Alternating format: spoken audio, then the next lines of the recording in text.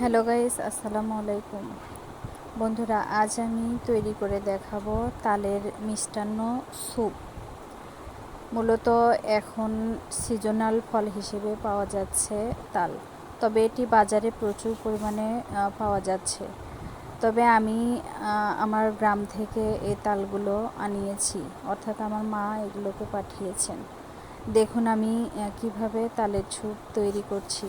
এর জন্য উপকরণ হিসেবে নিয়েছি তালের রস, পরিমাণ মতো চিনি, দুধ, সাদা এলাচ, দারুচিনি, তেজপাতা। এই তো আমি এখন দুধ গরমের জন্য ফ্রাই প্যানে দুধটা বসিয়ে দিয়েছি এবং তেজপাতা, সাদা এলাচ এবং দারুচিনি দিয়ে নিয়েছি এবং বলক ওঠার পর আমি তালের রসগুলো ঢেলে দিচ্ছি। মূলত দুধ আমি এখানে হাফ কেজির মতো নিয়েছি এবং তালের রসটি 1.5 কাপ নিয়েছি। আপনারা চাইলে বাড়িয়ে কমিয়ে নিতে পারেন, তবে দুধের পরিমাণটা বেশি দিলে এখানে তালের এই স্যুপটা খেতে বেশ ভালো লাগে।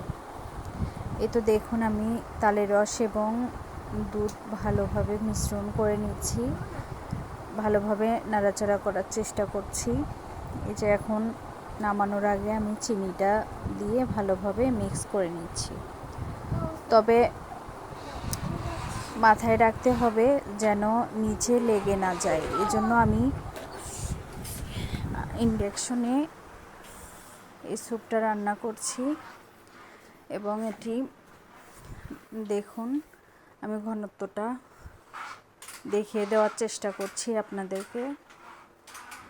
এটি ভারীও না আবার পাতলাও না, এরকম স্যুপটি এরকম থাকবে। তবে নিচে যেন লেগে না যায়, এজন্য অনবরত নাড়তেই থাকবো।